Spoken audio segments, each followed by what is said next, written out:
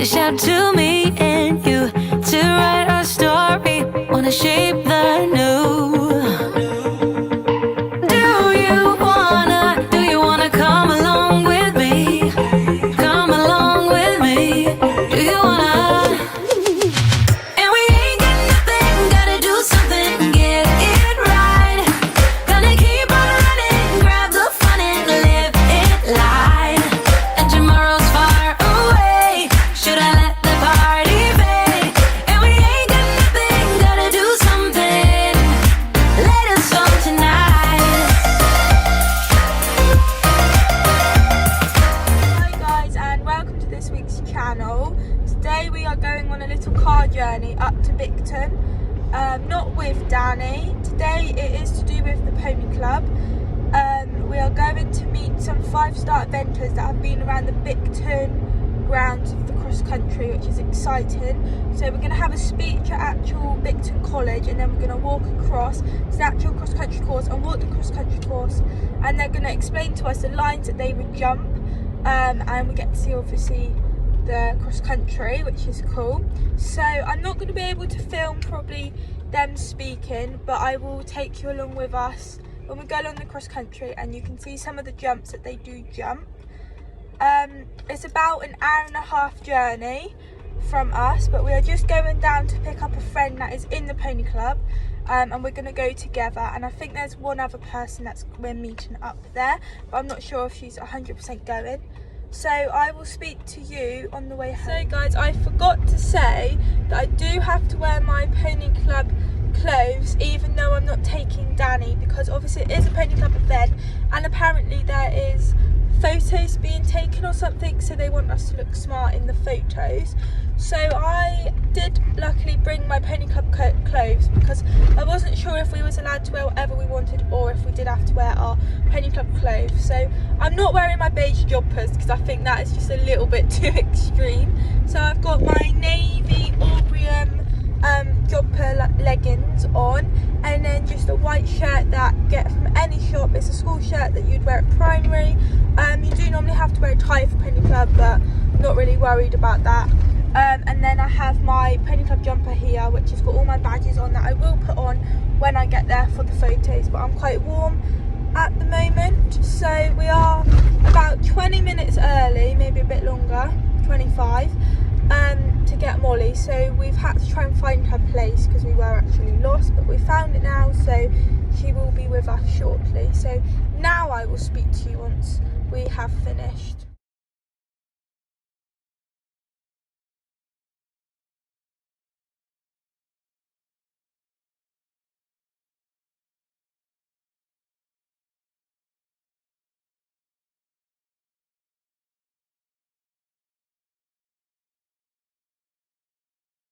So guys, I know I keep saying that I will speak to you once we finish, but that kind of doesn't happen. So we are now on the M5, and we've got to stay on the M5 for another 15 miles, so still quite a way yet. But I have now collected my friend Molly, and she is sat in the back, and I will show you her, but she will have a laughing fit because she is camera shy. But here she is. Molly is 12 and has a 13.3 coloured called Misty, and she's 10 years old, isn't she, Moles? Yeah. And Moles does a bit of everything. Yeah. And her mum is the DC of the Pony Club. Yeah. And if you want to find out what else she gets up to with her and her pony, then go and check her out on Instagram. What's your Instagram? So her Instagram is mm_showjumping_. Go and check her out. She does put quite a lot of stuff on what her and her pony gets up to, and this is her profile. I don't know if you can actually see, but it's her jumping a cross country jump.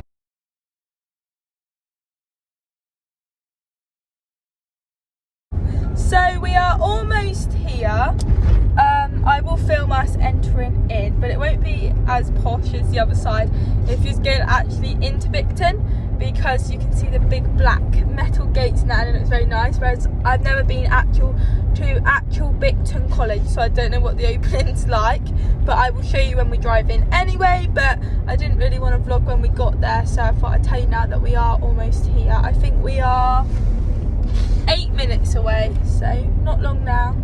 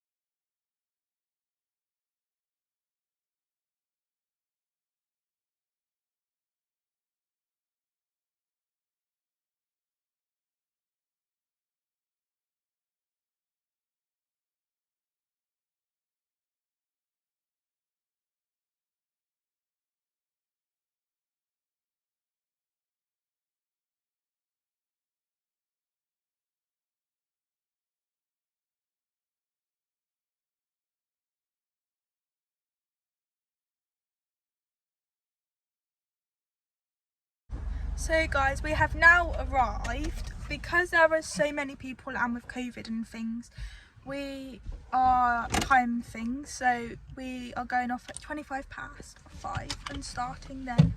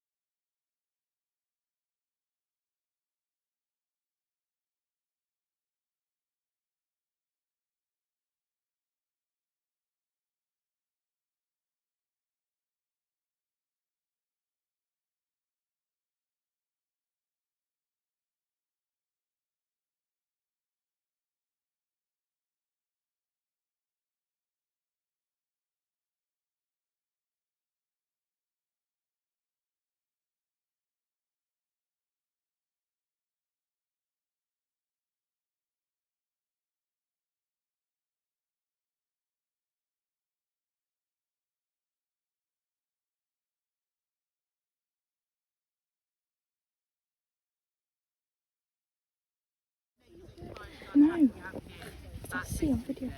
I've already asked the ones who were here earlier, has everyone been to a 5-star before, Badminton or Burley? Nope. No. Has anyone not been to a 5-star before, even the 4-star level, which is the Olympics? So, here is the start box, and speaking to any of the riders that are going from 5-star Badminton, plenty of Badminton from Burley to the final, for example, still says that coming into the start box, especially the 5-star box, so all of you doing 70s, 80s, 90s metres, and you also doing that, it does not change.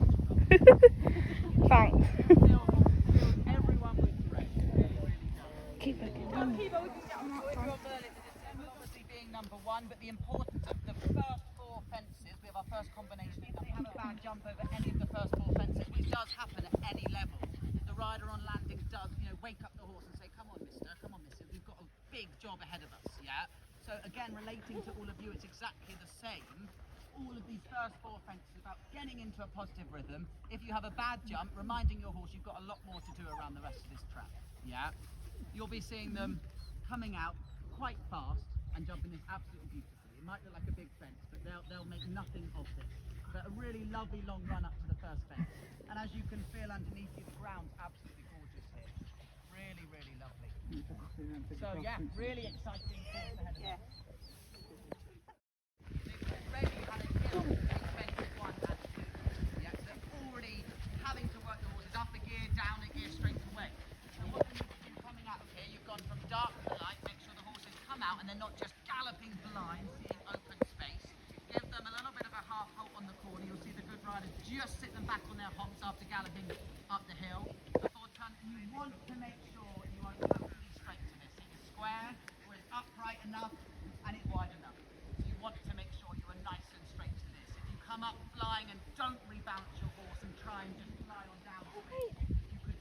early mistake. Not enough to perhaps cause a problem. This is where that cumulative effect comes in. If you have a bad jump at this, a bad jump at the next, suddenly you're having problems at the first combination at 5. So these first 4 fences, again, relate this to all of your levels. All of these simple fences at the start, no matter how big or wide they are to be respected and jumped well. Yeah, and not to take chances at. So you'll see those brilliant riders galloping up the hill, rebalancing, staying out to the fence, getting nice and straight, and then just keeping that body nice and back. Because as you saw a second ago, here's a little bit of a drop on landing. Especially when you think at the pace the horses are going at, they're landing at least out here. Yeah, so they've got a bit of a drop already. So making sure they're in good balance. But certainly a bit of a step up in dimensions already.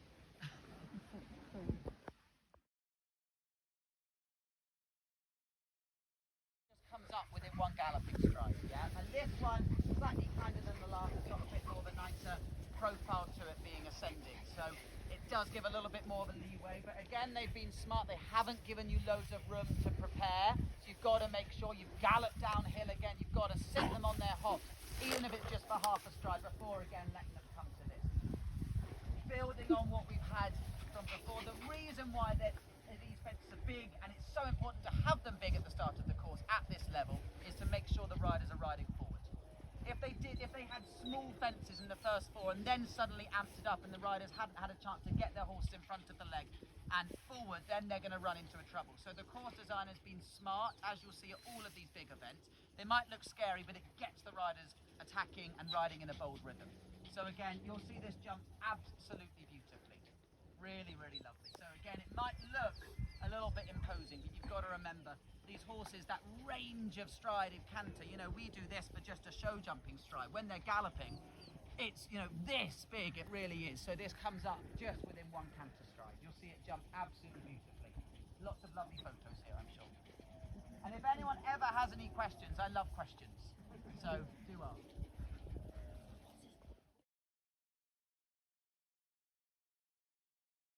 This is the line you'll be seeing everyone take. And again, where they've been smart, you would find this type of line at, say, 4-star level, but having this lip here and then down again into the water is what makes it a 5-star fence. So what the riders have got to do is, coming down the hill, they've then got to bounce up their horses to a smaller gear before getting to the base of the mound and then travelling up the mound to this. Yeah, you don't want to be waiting at this point. You want to be travelling so that you keep a bit of momentum in case the horses see the water on landing, but they still keep travelling out rather than just going up, down over this. But if you just come flying around without bouncing them up and come into it too flat and fast, you're likely then to just surprise the horses when they see the water.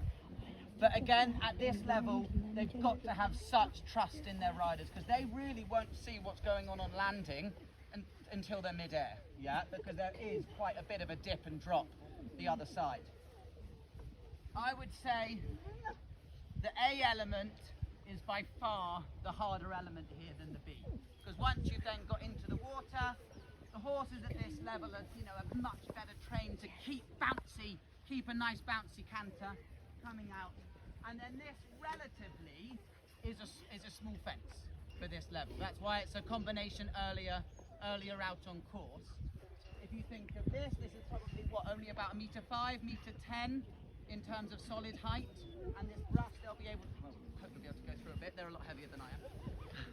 So once they've got in, I think you'll see B ride nicely. The ground rail here helps them out a little bit. It's a little bit curved there, which helps the horse stay in on the line. They could have been cleaner with the ground rail. There's not really a way with them being A and B for them to be able to jump A and come back, circle round to B without crossing their track, so that they've got to commit on the straight line. But I think you'll see most of the problems happening here at A. I think this will catch a few riders out early on, not necessarily having run outs or stops, but having a little bit of a sticky jump and then having to regain back for the B element. Again, tricky question, jumping into water on the angle, because horses have to be nice and even, and obviously on the angle they're more likely to leave a leg if they suddenly see the landing. So yeah, tricky question early on. Any questions about this one? Are we all happy how we'd all ride it? Yeah? But again, you've got to remember at this level they have such trust in their riders. Yeah? There are so many steps they have to jump through before they even get to this level, where they've jumped loads of 4-stars with these horses and jumped into water. But no, it is a good question, this A element. I'm sure a lot of you have gone through this water before, maybe over a slightly different jump. But no, really, really good element out on course to start with. Yeah, that's the big step up from, say, 3-star, which you will find combinations similar to this, but they won't be so wide, so you don't have to come in so bold. At the 5-star level, they're encouraging you have to come in positively, but still accurate coming out. If you do have a bit of a bad jump and you've had to wait for 5 and a bit of a bad jump here, you do have the option, there is enough space to quickly down to the right, or down to that little triple bar down the bottom. I say little, it's still big. Little triple bar down the bottom. But I think it is obvious enough for the horses at this level. They'll see the flags, they'll know where they're going. There's nothing here trying to trick a horse. Yeah? It's just whether the riders have them in the right balance before fence A. That's what's going to determine how the whole line rides. If they have the right canter and the most positive jump in, get the 4 strides and the 4 strides will make it work well. Or if they have the quick reaction to not have such a good jump, get them back to then ride positive to this and have it done with 3 strides again. I think you'll see this ridden quite differently by different riders, but no, I think it's going to be a really exciting one to watch. Any questions about this one? Yes. I think this one, I think you'll see most people. I think as long as you have a good positive jump over both of them, it's very obvious to the horse here what it has to jump. Yeah? And there is enough, I don't know if any of you watched the 4-star here, and they had that combination with the big oxer to the corner to the triple brush down the hill. The smart riders actually could fiddle however many strides they needed to the final triple brush, as opposed to the ones that tried to make it happen. There is enough space here, Sophie, I think, to be able to actually sit back and if they squeeze in a little extra stride, it's got a nice profile to it, you can get away with it. So I think you'll see most on first attempt going for this, and the only reason someone would go to the one over there is if they had a bad jump. Does that make sense? Yeah. Exciting. Very, very exciting.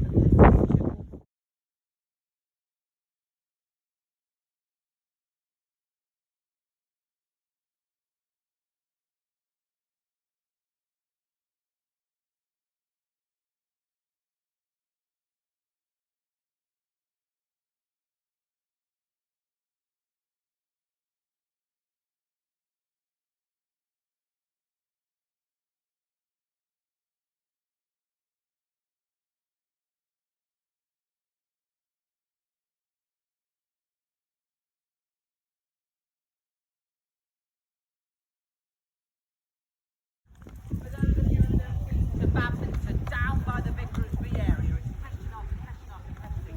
That relentless pressure on the horse to lift the rider. We've had the oxer to the triple bar quickly down to that rather enormous brush fence up there. They're going to jump on the angle, heading on down to our house, and then this question is very unique to Bicton. Nowhere else they have a derby. Anything like that. They might have the leap pit. We have the derby. So, a very unique question to us down here. They'll come over the house, they'll slightly drop on landing then, but it is important to the rider to really stay out to the left coming down the derby bank. Because the horse obviously doesn't know what's coming. The hedge there is blocking the view. The rider does because they've walked it, but it's very much a blind turn until they come on to the corner. So the horses come down the back, all they see is that open space. So it's about the rider really being able to keep the balance down there.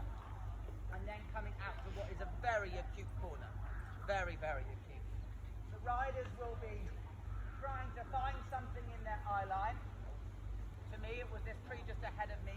And then it walks on a bold, committed 4 strides.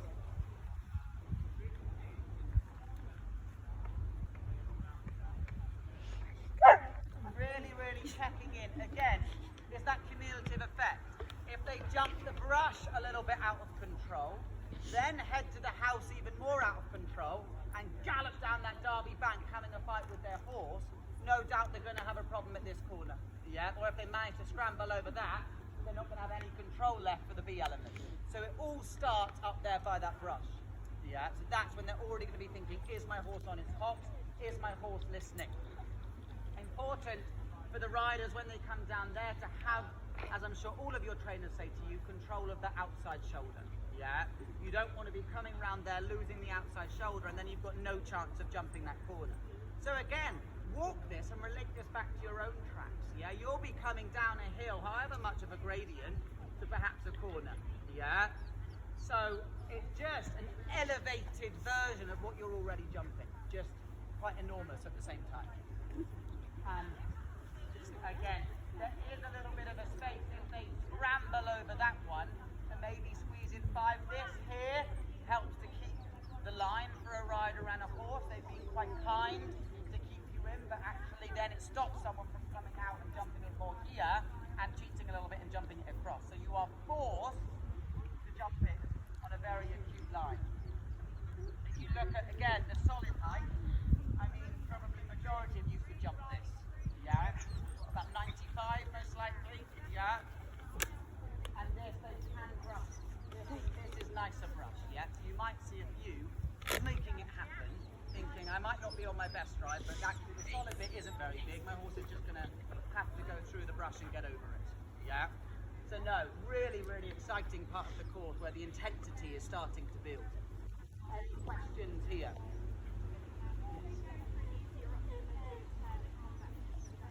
They could do it as numbered separately. Yes, if you're coming down that Derby bank and losing control, you could go out to the left, circle back round, and come to that. Yeah, totally. Totally. Yes. Yes. So yeah, you do have another option. You can come over that, and if you're not on your line on the committed 4 strides, you can come out here for what actually is a very jumpable corner. Very, very. But we have got such an amazing field of riders, if any of you have looked down it on the Saturday, who are all immensely competitive. The likes of Oliver, the likes of Pippa, the likes of Roz, all of them. I think you'll see the majority that actually if they have a good jump over that, it is obvious to the horse at this level that looks for the flags what it is meant to be jumping. I think the only reason you'll see someone coming out to pick that route if they have a glance off to the right, or if they have a horrendous jump over that and they just have to get out. Because I think you could end up jumping that and having to break the rhythm too much to come out here and get back to this one. Really exciting question, really exciting. Everyone follow me, we've got to go.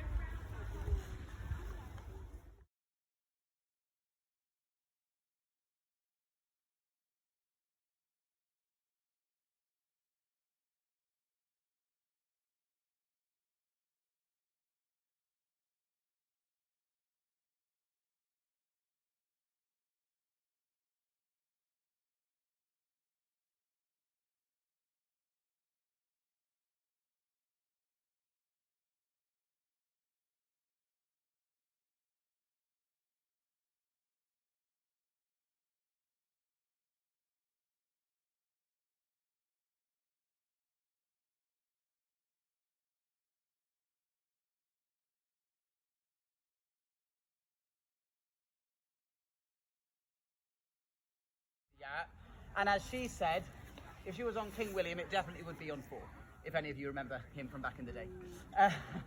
Which explains how perhaps long that 4 strides is. I think it's a really good question before they come back to the water. With it being nice and open like that, the riders have to check have they still got control because they want to have a really nice, neat jump over both of them. I don't know if any of you watched the Olympics and perhaps saw Michael Young have that annoying 11 penalties which pushed him off of gold place. Yeah. I'm pretty sure the corner is on the same contraption, don't quote me on that, but I think it's on the same contraption as the corner was at the Olympics. So riders learning from that don't want to have an annoying 11 penalties this late on in the course when they're having such a great clear round. So it does need respecting. Hence why Mary said back in the day she might have done it on 4, but nowadays we need to have careful jumps over these fences. So I'll be jumping that, staying out and having a conservative 5 strides. When I talk about 11 penalties or clips, I just thought, does everyone know what I mean? Yeah. Yeah, doesn't matter if you don't, if perhaps you haven't had a course where they've had that in, but basically the rails on the back, often on the back, are designed that if the horses catch them, perhaps with their stifles or hind legs, they drop down to prevent a fall, and they are an amazing idea. But if the horse gallops on afterwards, having not had a fall, and it's done its job, the rider picks up 11 penalties for it. So, encouraging riders to just take that little bit more respect coming into fences like that. Does that all make sense? Yeah? Fab. Right. Why don't we, and there is, so, what are the eagle-eyed ones have you noticed on the B element? Black flag, black tape, exactly. So you can, if you have a problem at that, or you can jump net and go all the way out, you're coming back over that corner towards us. Yeah, you see the wooden one down there, the tree trunk with the red on this side, white on that side, so you've got to go all the way around and back over that. Again, I think you'll only see that if they have a problem at B, or they've already had an annoying 20 or 40, and they just want to get home at this later stage. Fab, right. Let's head on over to here and we can have a little look at the water. Go round and sweep back in over that brush there on the angle, on quite an acute angle, in order to set you up for this big rush into water. Now this was in the 4-star, and as expected it did jump very well into water. Horses at this level are used to jumping fences like this into water, and it's got a lovely brush top on it which is forgiving. Main thing you want to think about jumping into the water though is that the last 2 strides are travelling, moving strides. I'm sure a lot of you watch badminton when they jump into the lake and they just come in a little bit underpowered and the horses have a look and then they land a bit too steep. You want to make sure the last 2 strides into water are moving, travelling ones so the horses land out, yeah? But then, because you've had to move so you land out, you've then got to quickly regain that control, obviously, for that C element in the water. The really good riders and experienced combination will come through this on the angle, line up with our C element here, and jump this slightly on the angle onto that to save a bit of time. The ones who perhaps have got a little bit of a worry late on, jumping into water, you don't necessarily want to be taking a risk and jumping it on the angle. So if you can, you might jump that out and then just swing out a little bit more to get nice and straight to this to have a good jump in and then make your turn in the water. That probably would be my option, leaving it this late on the course, to have a nice, good, clean jump into the water rather than risking it late on, maybe on a tired horse, jumping on the angle and leaving a leg. Yeah?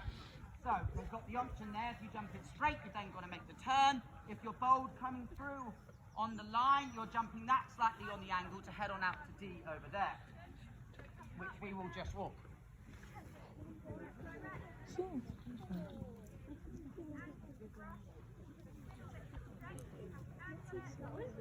So, as we discussed, our brilliant combinations are coming out there, jumping this, and heading straight out on the angle over that one. But, as you might have guessed, there is a lot of room here that they can get out over C, swing all the way out here if they need to, just to straighten up a little bit more to not risk an annoying run out this late on in the course. Sorry, Thompson. Oh. Not to risk an annoying run out this late on in the course, they can go over that C element, get out, and then get a little bit straighter for the D. C here.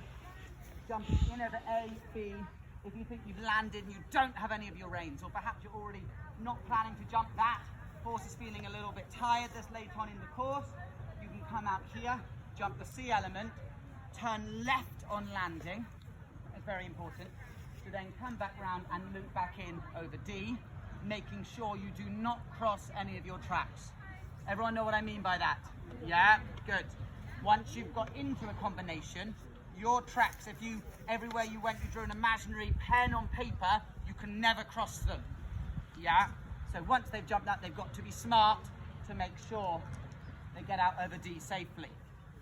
Again, where this could cause a little bit of controversy, because these are quite close, someone might be planning to jump in over B and head on to our C element, get 2 strides in, and then suddenly go, oh my goodness, I don't have any power, I've lost everything, I'm never going to get over that, and they'll quickly pull right and try and head on to the C element. So whilst their initial plan, jumping in, was to always go for that, they've had to make that sharp decision. And then it'll be up to the jump judges whether they made that decision too late, and actually they had already presented to the C element, or whether they were smart and they pulled away just in time to head on over here and not risk an annoying 20 for presenting at the C element. Does that all make sense? Yeah.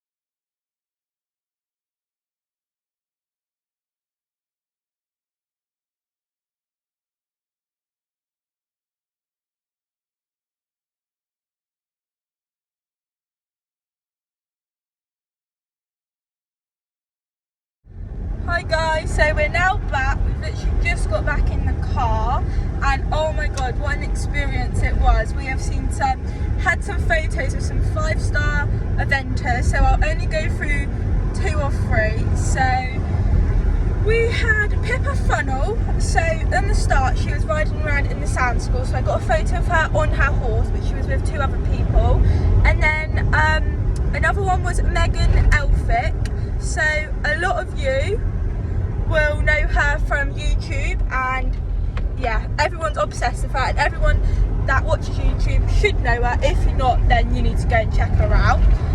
So it's a bit dark. It is, what is the time? It is 9 minutes past 8.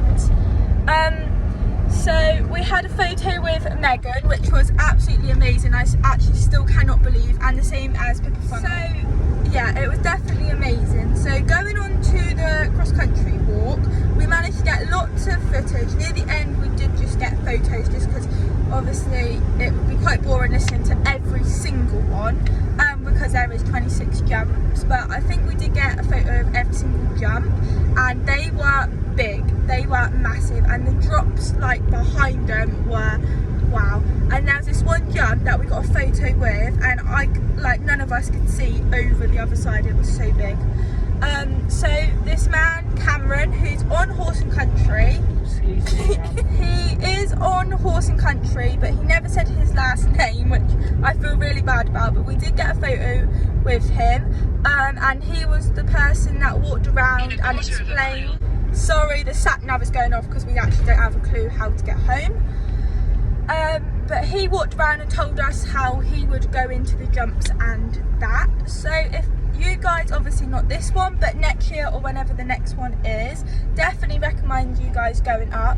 It's mainly only with the pony club, so some of you that might be watching this might have already gone tonight, or you might be going this on Saturday. You might be going on Saturday. Honestly, it's definitely 100% worth it. Like, it has been absolutely amazing, and I can't believe that we've seen, I'm more happy about seeing Megan Elphick and Pippa Funnel because I love them too. So it has been such a good experience. And Moles, have you enjoyed it? Yes. Yeah. So we've got lots and lots of photos, so this vlog is going to be very long, but we're now going McDonald's. We are now going to McDonald's to get something to eat because we haven't eaten. And there was some up and down hills on the cross country, and some of them was quite steep. But after I saw the eventers and that, I started walking and we was at the front. But yeah, it was really good. So we're now going McDonald's.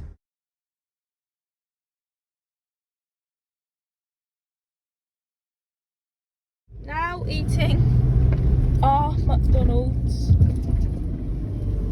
Hi guys, so I'm now currently at the field because we've still had to come back and feed Danny and Dawn.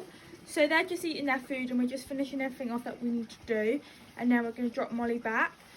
But I hope you've enjoyed this week's vlog going to Bicton. It has been absolutely amazing experience and I've definitely enjoyed it. So please make sure that you like and subscribe because it will help me out, and I'll see you all next time. Bye! Just keep on doing what you do.